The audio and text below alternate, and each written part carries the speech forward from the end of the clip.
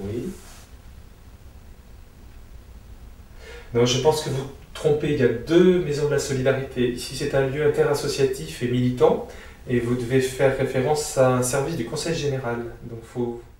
Non, c'est pas la même chose. À une époque, Bourdieu, c'était dans les années 70-80, Bourdieu disait beaucoup que, en fait, enfin, il théorisait le fait que faire de la sociologie, au fond, c'était un acte politique en soi, non pas tant parce qu'on prenait position, mais parce qu'on était amené à remettre en cause les catégories ordinaires de la pensée sociale.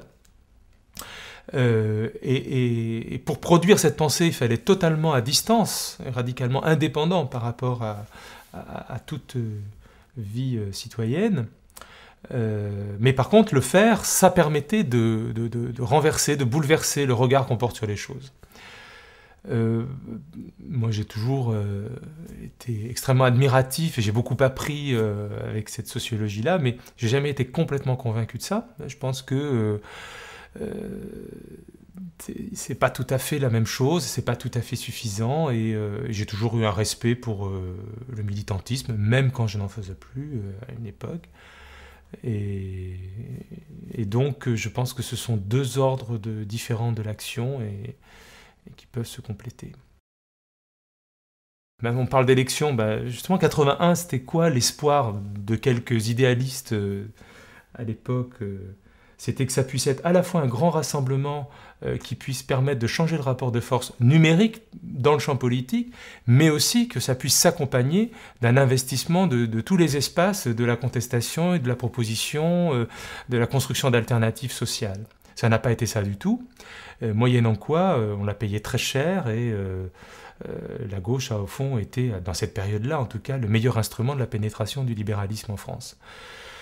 C'est quand même pas très facile à vivre, quoi. Surtout quand on a pensé que tout était possible, de réunir tous les cercles de l'action, du raisonnable à l'imagination, et bon, enfin... Donc, voilà, je me suis souvent dit ça.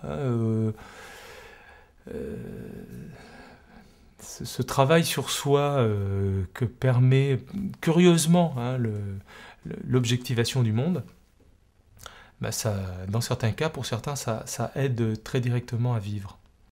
Je pense que si le projet qu'on a, c'est de contribuer un tant soit peu à l'émancipation collective et à la transformation sociale, vers plus d'égalité, vers plus de respect de l'environnement des hommes, des rapports entre les hommes, etc. Bon, si c'est ça qu'on a envie de faire, si on n'est pas simplement là pour faire tourner la société telle qu'elle est, etc., mais qu'on essaye de l'améliorer, on ne peut pas considérer que les élections soient une fin en soi. On ne peut pas considérer que, y compris voter pour le meilleur programme, le meilleur parti du monde, ça résolve quelque problème que ce soit. Sauf que il y a quand même des politiques publiques menées par les pouvoirs publics, même si le pouvoir s'est réduit de nos jours, mais il y a quand même des politiques publiques qui sont plus favorables aux intérêts du plus grand nombre et qui permettent davantage d'aller vers des avancées collectives.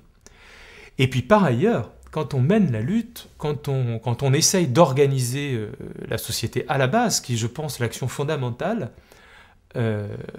c'est pas la même chose selon qu'il y ait des rapports de force politiques qui soient constitués dans un sens ou dans l'autre.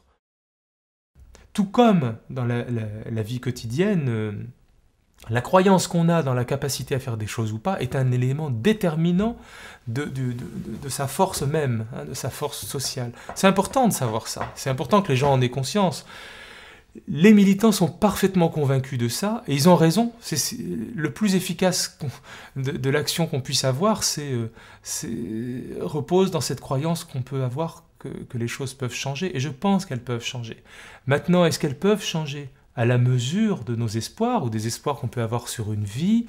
Est-ce que ce qui nous paraît possible, ça sera ce qui va se réaliser demain matin? Sûrement pas.